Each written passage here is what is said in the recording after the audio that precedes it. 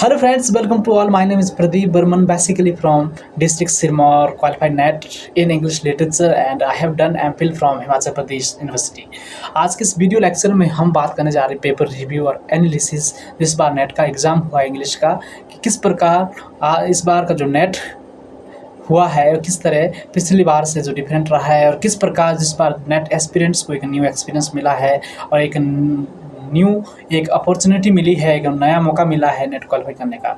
तो आइए हम बात कर लेते हैं कि इस बार का नेट किस तरह रहा है, किस तरह लोगों का एक्सपीरियंस रहा है, क्या क्या जो इस बार न्यू हुआ है पेपर में, तो उस चीज़ के बारे में हम डिस्कस कर लेते हैं। तो सबसे पहले मैं बात करता हूँ फर्स्ट पेपर की। तो जो फर्स्ट पेपर में डीआई और रीडिंग कंप्रेशन है वो बिल्कुल इजी था एज़ कम्पेयर टू प्रीवियस जो अभी तक नेट हुए हैं, जो एनटी वाले नेट का पेपर सेट करते हुए आ रहे थे उससे काफ़ी इजी था, क्योंकि नेट उसमें जो डीआई था वो भी इजी था और जो छापने वाला पोर्शन था रीडिंग कंप्रेशन वो भी इजी था। अगर हम बात करते हैं एंटायर यूनिट्स की, जो उसमें 10 यूनिट्स लगी है, जैसे रिसर्च एप्टीट्यूड है, टीचिंग एप्टीट्यूड है, कम्युनिकेशन है, लॉजिकल रीजनिंग है, मैथमेटिकल रीजनिंग है, पीपल एनवायरनमेंट है एंड हायर एजुकेशन है। हर यूनिट से इस बार क्वेश्चन देखने को मिला। इस बार पहली बार हमें लगा कि नेट का पेपर जब हम पढ़ते थे, हरियंत पढ़ते थे, पियर्सन पढ़ते थे और बाद में नेट का पेपर देते थे तो बिल्कुल हमें मतलब एक नया एक्सपीरियंस मिलता था, क्योंकि हर यूनिट से क्वेश्चन नहीं आता था, या तो फिर रिसर्च से ही बहुत सारे घुमा फिरा के एडजस्टेंट रीजन या फिर उसमें क्रोनोलॉजिकली क्वेश्चन बनाए जाते थे। लेकिन इस बार हर यूनिट से क्वेश्चन आया था और जितने भी नेट एस्पिरेंट्स से, जितने लोगों से भी मैं मिला, जितने लोगों से भी मैंने बातचीत की, उनका ये ही मानना था कि इस बार का जो नेट का एग्ज़ाम है, इस बार जो नेट का लेवल है वो काफ़ी इजी रहा है।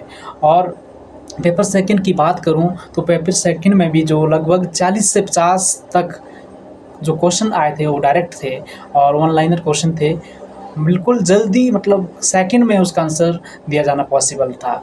और इसके अलावा जो उसमें एडजस्टेंट रीजन थी वो भी अच्छी थी और उतनी ज़्यादा नहीं थी, और जो क्रोनोलॉजिकली क्वेश्चन थे वो भी अच्छे थे, बहुत ज़्यादा मात्रा में नहीं थे, क्योंकि उससे हमारा टाइम ज़्यादा लगता है क्रोनोलॉजी और स्टेटमेंट में। और जो दूसरे एडजस्टेंट रीजन के जो क्वेश्चन होते हैं वो हमारा काफ़ी टाइम खा लेता है और उसके बाद हम पेपर टाइम पे अटेम्प्ट नहीं कर पाते हैं, जो मेन रीज़न होता है नेट डिसक्वालीफाई का।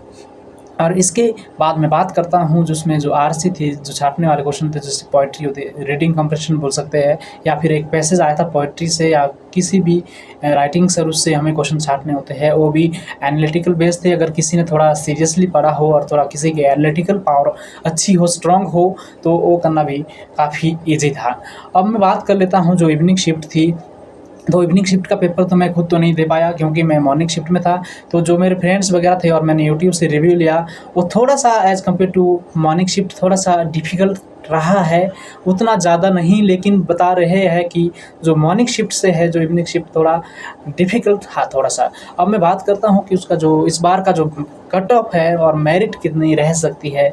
तो आप मान लीजिए कि अगर पिछली बार 55 पे नेट हुआ है, 60 पे नेट हुआ है, तो इस बार आप 4-5% बढ़ा के चलिए, क्योंकि इस बार 4-5% मेरिट बिल्कुल बननी है।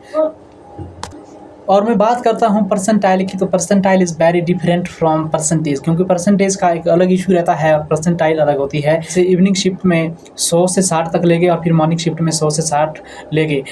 इट डज नॉट मैटर कि अगर मॉर्निंग शिफ्ट में सारों ने मतलब अच्छा स्कोर किया है और इवनिंग वाली शिफ्ट में कम स्कोर किया है, लेकिन जब उसका जो लास्ट में परसेंटाइल बनता है तो टॉप वाले लेते हैं। जैसे बात मान के चलो टॉप 50 लिए मॉर्निंग शिफ्ट से और टॉप 50 लिए इवनिंग शिफ्ट से। तो मुझे लगता है अकॉर्डिंग टू माय पर्सनल जो मेरा ओपिनियन है, जो मेरी पर्सनल जो एक्सपीरियंस रहा है नेट का, मुझे लगता है कि इस बार 4-5% नेट बढ़ेगा। तो और इस बार नेट होने के भी काफ़ी पॉसिबिलिटी है, क्योंकि पेपर काफ़ी इजी था। अगर किसी की थोड़ी तैयारी थी तो जेआरएफ करना भी काफ़ी इजी रहेगा इस बार।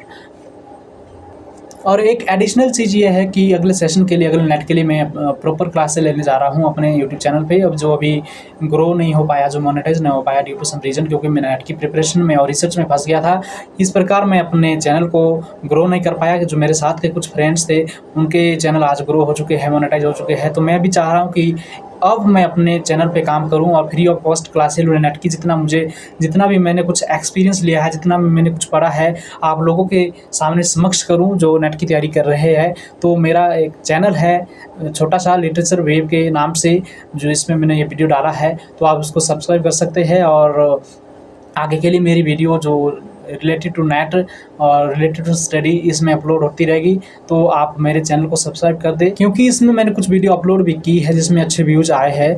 नेट से रिलेटेड काफ़ी वीडियो इसमें मैंने डाली है। तो आपसे रिक्वेस्ट है, अगर आपने इस चैनल को सब्सक्राइब नहीं किया है तो प्लीज़ सब्सक्राइब कर लीजिएगा। और आपका जो क्या इस बार एक्सपीरियंस रहा है नेट के एग्ज़ाम देने के बाद, जब आपने नेट का एग्ज़ाम दिया, आपने पूरा पेपर अटेम्प्ट किया, मतलब कम टाइम में, कम से कम 25-30 मिनट बचा के। काफ़ी लोगों का मानना है कि हमारे 15-20 मिनट या 30 मिनट बच गए थे, उससे पहले ही हमने पेपर अटेम्प्ट कर लिया था। इसका मतलब ये था कि पेपर वॉज क्वाइट ईजी, मतलब काफ़ी आसान था इस बार पेपर। तो आपका क्या एक्सपीरियंस रहा है, किस तरह के क्वेश्चन पूछे थे और कौन कौन से क्वेश्चन पूछे थे, क्योंकि वीडियो लंबा हो जाएगा अगर मैं यहाँ पे सारे क्वेश्चन बताऊँ जितने मुझे याद थे, क्योंकि काफ़ी डायरेक्ट क्वेश्चन पूछे, जैसे पोस्ट मॉडर्निज्म से हाइपर रियलिटी और सिमुलेकर वगैरह इस तरह की चीज़ें पूछी थी कि किसने दी कंसेप्ट दिए है, या फिर टेबुलर रसा किसने थ्योरी दी है, इस तरह के। अगर मैं पूरा बताता रहूँ यहाँ पे तो वीडियो लंबी हो जाएगी, तो इसलिए मैं चाह रहा हूँ कि आप कमेंट बॉक्स में जो जितने भी क्वेश्चन आपको याद है वो कमेंट बॉक्स में डालें, क्योंकि वहाँ से फिर हर लोगों को यहाँ से क्वेश्चन मतलब मिलते रहेंगे जितने दिमाग में नहीं रहते हैं। बहुत सारे क्वेश्चन होते हैं, तो कुछ चीज़ें आपके पास होगी, कुछ चीज़ें हमारे पास होगी, तो हम कमेंट बॉक्स में डालने से वहाँ से सारी चीज़ें ले सकते हैं। तो thank you very much. Video को देखने के लिए आपका बहुत बहुत धन्यवाद। Bye and take care.